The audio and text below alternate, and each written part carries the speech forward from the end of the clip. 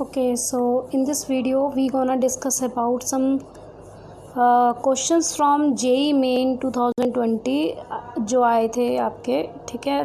तो this will B from chemistry in everyday life, हम लोग डिस्कस करेंगे इसके बारे में, ठीक है। तो पहले क्वेश्चन पे आते हैं जो कि आपका आया था, ये आपका आया था 7 जनवरी 2020 को। तो क्वेश्चन क्या था? क्वेश्चन ये था कि the number of chiral carbon in chloramphenicol is. आपसे पूछा गया था कि क्लोरमफेनिकोल के अंदर कायरल कार्बन कितने हैं। भाई कायरल कार्बन तो अपन को पता है, इसके बारे में जानकारी है, ऑर्गेनिक केमिस्ट्री पढ़ी हो तो।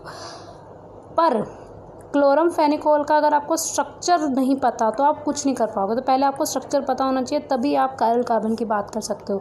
इसलिए मैंने आपको पढ़ाते वक्त कहा था कि आप सारे स्ट्रक्चर याद कर लो, वो आपके पूछे जाते हैं, ठीक है। तो कायरल कार्बन के बारे में बात करें तो कायरल कार्बन उसे बोलते हैं जब मेरा कार्बन 4 बॉन्ड बना रहा हो, ठीक है। सिंपल सेंस में बता रही हूँ, 4 बॉन्ड बना रहा हो, चारों कैसे हो, सिंगल हो, और सिंगल बॉन्ड के द्वारा ये जिस भी ग्रुप से अटैच हो वो चारों ग्रुप क्या होने चाहिए, 4 ग्रुप शुड बी डिफरेंट होने चाहिए। इसी क्या बोलते हैं हम लोग, कायरल कार्बन बोलते हैं।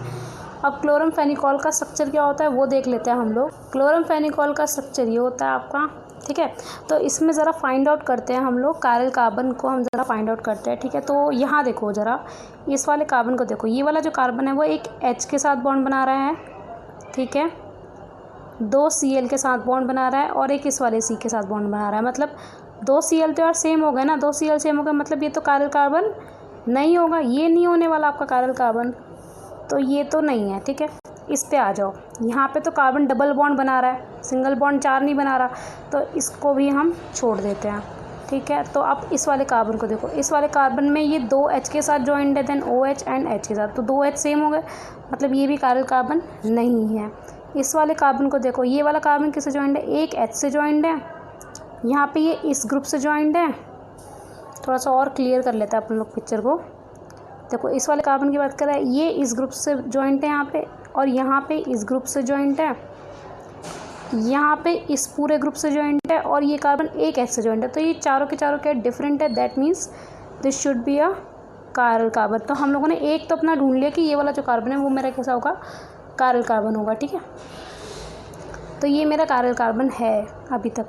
अब इस वाले कार्बन को देख लेते हैं। इस वाले कार्बन में क्या होगा आपका, एक तो H से जॉइंट है, ये एक ये इस पूरे ग्रुप से जॉइंट है, एक OH से जॉइंट है, और एक ये इस ग्रुप से जॉइंट है। ये चारों के चारों ही क्या हैं हमारे, ये वाला ये वाला ये वाला और एक ये वाला, ये चारों क्या है, डिफरेंट है, मतलब ये भी हमारा क्या होगा, कायरल कार्बन होगा। तो हमें एक ये मिल गया कायरल कार्बन, और एक क्या मिल गया, हमको ये मिल गया, ठीक है। तो ये भी है और ये भी हमारा कायरल कार्बन हो गया, ठीक है। अब यहाँ पे बात कर लेते हैं, ये सारे फिनाइल रिंग में जितने भी कार्बन है सारे के सारे sp2 हाइब्रिडाइज है, तो हम किसी के कायरल होने की संभावना की बात करेंगे नहीं यहाँ पे, तो सब काट दो आप। यहाँ पे अब कोई कार्बन बचा नहीं, दैट मीन्स आंसर क्या होना चाहिए इसका, 2 होना चाहिए इसका आंसर, ठीक है भाई। तो the chiral carbon is these 2, जैसे कि मैंने यहाँ पे बताया आपको, यही 2 होंगे आपके कायरल कार्बन, ठीक है भाई।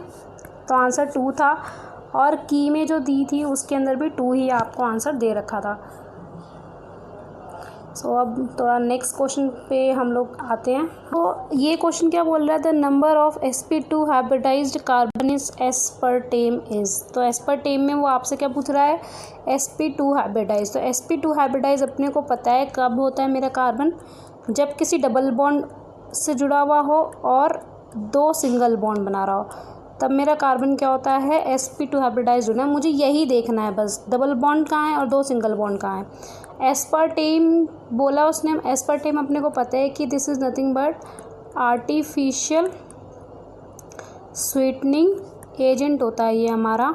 और अब क्योंकि sp2 हाइब्रिडाइज्ड कार्बन पूछ रहा है, दैट मीन्स आपको एस्पर्टेम का भी स्ट्रक्चर पता होना चाहिए, अब आपको स्ट्रक्चर याद करना चाहिए था ये, अदरवाइज ये क्वेश्चन को आप नहीं कर पाओगे। JEE 7 जनवरी को आया था ये question. So this is the structure of aspartame. तो sp2 hybridise carbon find out करते हैं जल्दी से, कहाँ डबल बॉन्ड है वहाँ पे देख लेते हैं सबसे पहले कार्बन के साथ। तो यहाँ पे तो कार्बन के साथ कोई डबल बॉन्ड नहीं है, क्योंकि 3 H के साथ जॉइंट है, एक O के साथ जॉइंट है, मतलब चारों के चारों क्या हैं, सिग्मा बॉन्ड है यहाँ पे। यहाँ देखो ये इस कार्बन में एक डबल बॉन्ड दिख गया, मतलब ये तो पक्का आपका sp2 होगा, और 2 सिंगल बॉन्ड है आपके। ये वाला कार्बन देखो ज़रा, सो हमको एक तो ये वाला मिल गया है, नेक्स्ट इस वाले कार्बन की बात कर लेते हैं हम लोग। इस वाले कार्बन में देखो ज़रा, ये एक H से जॉइंट है, ठीक है, एक इस वाले ग्रुप से जॉइंट है, एक इस वाले ग्रुप से जॉइंट है और एक नीचे CH2 से जॉइंट है, मतलब 4 ग्रुप से जॉइंट है। That means this will be your sp3 hybridise, ठीक है। अब यहाँ पे देखो सेम यहाँ पे सीन है, 2 सिंगल बॉन्ड बनाए हैं और एक डबल बॉन्ड, तो ये sp2 हाइब्रिडाइज होगा आपका। ये आपका अगेन एक H से जॉइंट है, एक C डबल बॉन्ड O से जॉइंट है, एक CH2 से जॉइंट है और एक NH2, मतलब ये क्या है आपका sp3 है आपका। अगेन ये भी क्या है आपका sp3 है। ये आपका क्या हो जाएगा sp2, तो डबल बॉन्ड है सिंगल और सिंगल, तो ये हो जाएगा आपका sp2। अब यहाँ पे जितने भी कार्बन है फिनाइल के वो भी कैसे हैं, sp2 हाइब्रिडाइज्ड हैं। अब इस वाले की बात करें तो ये CH2 मतलब 2 H के साथ और एक ये, that means this will be your sp3। ये भी क्या था आपका sp3 था और ये आपका sp2 था। तो ज़रा इसको थोड़ा क्लियर तरीके से लिख लेते हैं हम लोग। जितने भी sp2 कार्बन कौन से हो गए, एक तो ये हो गए आपके sp2 सारे, एक ये हो गया, एक ये हो गया और एक ये हो गया, मतलब 3 तो ये होगा, तो 3 ये हो गए।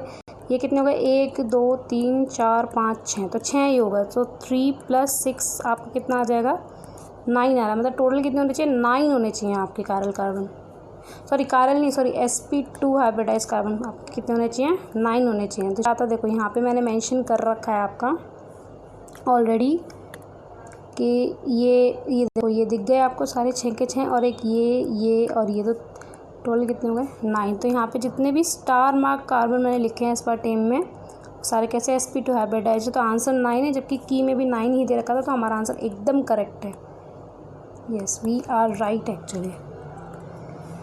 सो moving on to the next question. Next question था आपका कि आपको फाइंड आउट करना था the number of chiral centres in penicillin. आपको कायरल सेंटर फाइंड आउट करना था पेनिसिलिन के अंदर। पेनिसिलिन एक एंटीबायोटिक होती है, ठीक है, जिसको हमने बैक्टीरियोसाइडल में भी पढ़ा था। बैक्टीरियोसाइडल जब हमने पढ़ा था ना, तब हमने पढ़ा था पेनिसिलिन के बारे में, ठीक है।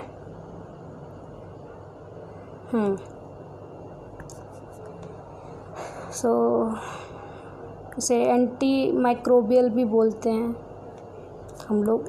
तो पेनिसिलिन में अगर आपको कायरल सेंटर निकालना है तो ऑब्वियसली आपको इसका स्ट्रक्चर पता होना चाहिए पहले। अगेन आपको स्ट्रक्चर याद रखना था इसका, तो अगर आपको तो this is the structure of penicillin. तो यहाँ पे आपको कायरल सेंटर निकालने हैं, तो वही हम काम करेंगे। हम देखेंगे कार्बन के साथ 4 बॉन्ड बन रहे हैं, कहाँ बन रहे हैं, सिग्मा बॉन्ड 4 बनेंगे और चारों अलग अलग होने चाहिए। तो पहले शुरू कर लेते हैं, किसी एक कार्बन को पकड़ते हैं। लेट्स सपोज इसको मैंने पकड़ लिया, तो यहाँ पे डबल बॉन्ड आ गया, तो कैंसिल हो गया। नेक्स्ट कार्बन यहाँ आ गया, तो देखो इस वाले कार्बन में अगर मैं देखूँ तो ये एक सिंगल बॉन्ड, ये 4 सिंगल बॉन्ड हो गए। यहाँ पे ये पूरा ग्रुप होगा, यहाँ पे ये पूरा होगा, ये होगा और एक ये होगा, तो चारों डिफरेंट है, मतलब this is your chiral carbon. तो ये मेरा कायरल कार्बन हो गया, जबकि ये नहीं है। अब इधर आ जाओ, इस वाले कार्बन का देख लेता है। ये एक सिंगल बॉन्ड, एक ये और एक ये और एक ये, तो ये एक डिफरेंट ग्रुप, ये भी डिफरेंट ग्रुप, ये भी डिफरेंट ग्रुप और ये भी different group. Like this will be also your और this will be your chiral carbon, ठीक है भाई। So this will be your chiral carbon. Now next यहाँ पे आ जाओ, इस वाले कार्बन को देखते हैं। इस वाले कार्बन में डबल बॉन्ड O है, एक सिंगल बॉन्ड, एक सिंगल बॉन्ड। ये तो sp2 टाइप्स हो गया ना, तो ये तो नहीं हो सकता ना,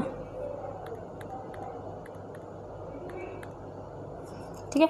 अब इस वाले कार्बन पे आ जाओ, यहाँ पे एक CH3 और 2 CH3, तो 2 CH3 से जुड़ा हुआ है, मतलब सेम तरीके के ग्रुप से जुड़ा हुआ है, मतलब ये भी कायरल कार्बन नहीं हो सकता आपका। So this is also not your chiral carbon. अब ये वाला CH3 तो हो ही नहीं सकता क्योंकि 3 H सेम होगा, ये भी नहीं हो सकता। COH यहाँ पे C डबल बॉन्ड OH इस तरीके से है, तो यहाँ पे भी डबल बॉन्ड O आ गया, दैट मीन्स ये भी कायरल कार्बन नहीं है आपका, तो ये भी आपका कायरल कार्बन नहीं होने वाला। अब इस वाले कार्बन पे आ जाओ। इस वाले कार्बन में देखो ये हो गया, ये हो गया, ये हो गया, 4 सिंगल बॉन्ड तो हैं। ये ग्रुप हो गया, ये ग्रुप हो गया, ये ग्रुप हो गया और एक ये ग्रुप हो गया, चारों डिफरेंट है, that means this should be your chiral carbon.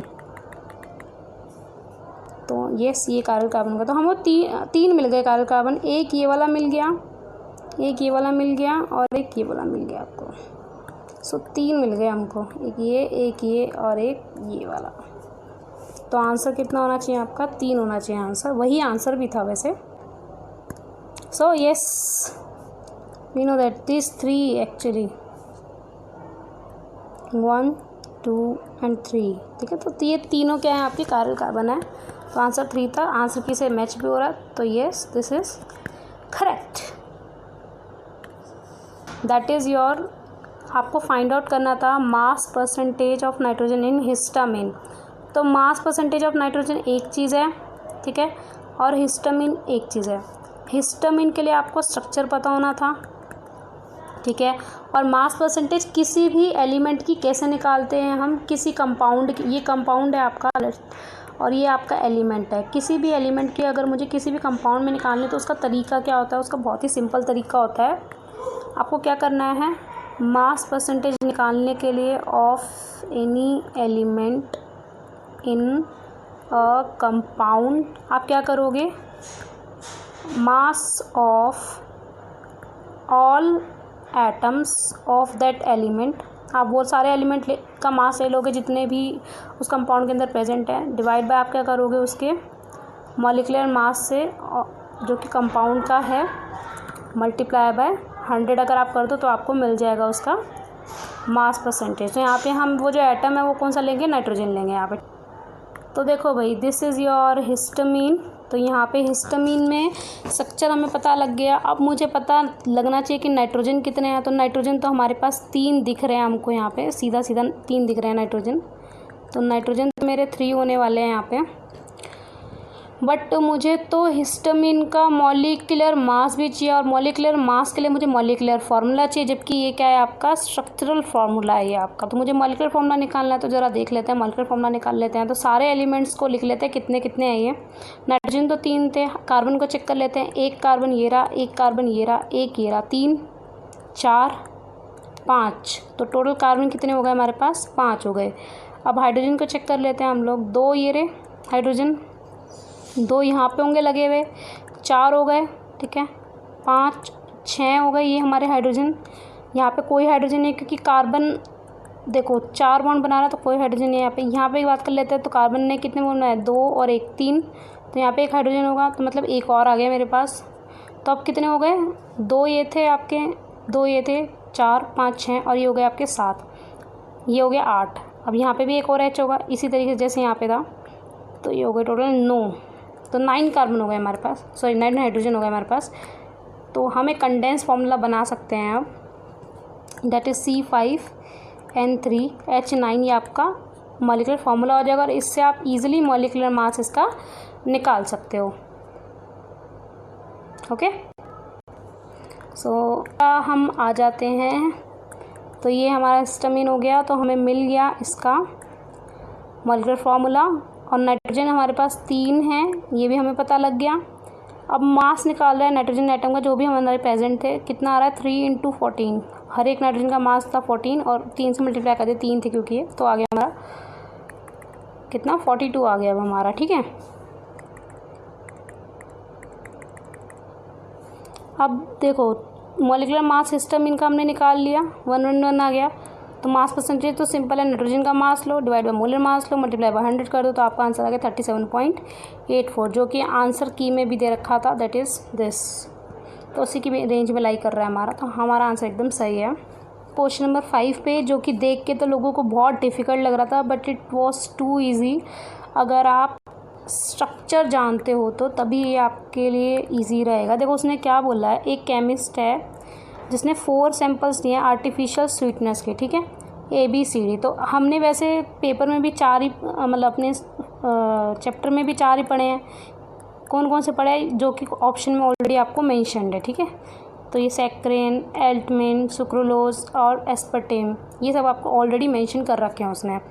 Next वो क्या बोल रहा है आपको, टू आइडेंटिफाई दीज सैंपल। आपको फाइंड आउट करना है कि ABCD कौन सा, मतलब A कैन बी और एल्टमेट, A कैन बी और एस्पर्टेम, A कैन बी और सैक्रिन। तो कौन सा A है, कौन सा B है, कौन सा C है, कौन सा D है, ये आपको फाइंड आउट करना है।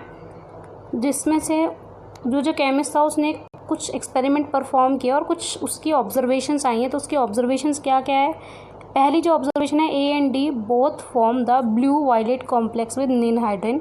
निन हाइड्रिन का नाम लिया उसने, ठीक है। तीसरा बोला लेस एंड एक्सट्रैक्ट जो होता है C के साथ वो पॉजिटिव टेस्ट देता है। ठीक है। तो निन हाइड्रिन वाला तो पॉजिटिव आ रहा है किसके साथ, ए एंड डी के साथ आ रहा है, ठीक है, ए एंड डी के साथ आ रहा है आपका। देन आपका लेसान एक्सट्रैक्ट का जो टेस्ट है वो आपका पॉजिटिव आ रहा है किसके साथ, सी के साथ आ रहा है।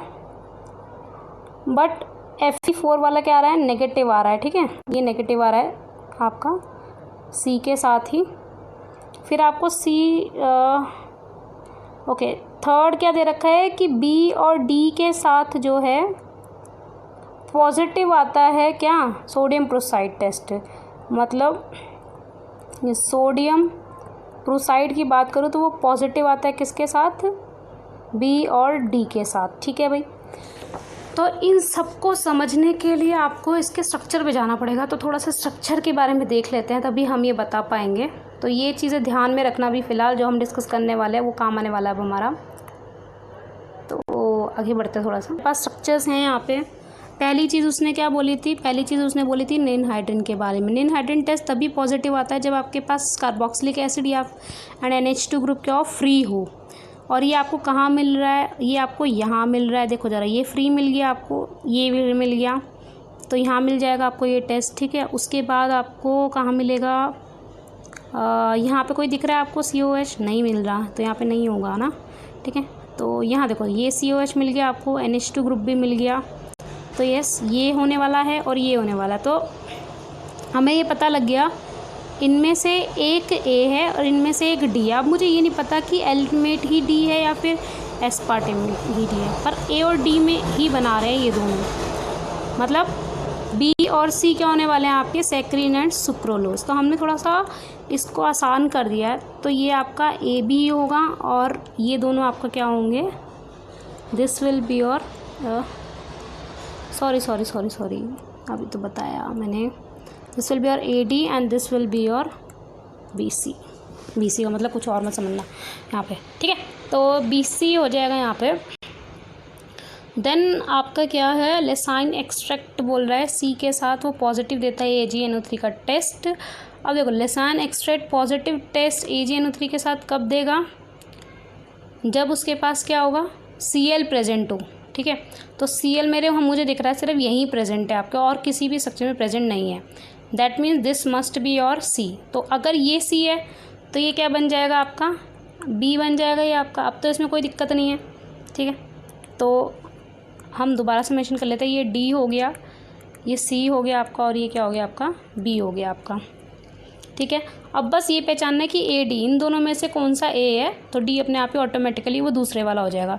तो थर्ड क्या दिया है, B और D की positive sodium nitroprusside test. Sodium nitroprusside test का पॉजिटिव आता है जब किसी में सल्फ़र एटम हो। तो B और D दे रहे हैं, मतलब B तो देगा ही देगा, सल्फ़र है इसके अंदर, तो मतलब this will give the sodium nitroprusside test positive. अब D जो है हमारा वो कौन होगा, जिसमें सल्फ़र प्रेजेंट होगा, और सल्फ़र हमें दिख रहा है कि इसी के अंदर प्रेजेंट है, तो yes this will be your D। तो ऑटोमेटिकली ये क्या हो जाएगा, हमारा A हो जाएगा। तो इसको हम अच्छे से लिखता था, ये A होगा आपका, this will be your D, this will be your C and this will be your B। Match कर लो, ये आपका थर्ड ऑप्शन से मैच हो रहा है। A इज़ एस्पर्टेमिन, तो aspartame, saccharine, sucralose, D is एलिटिमिन।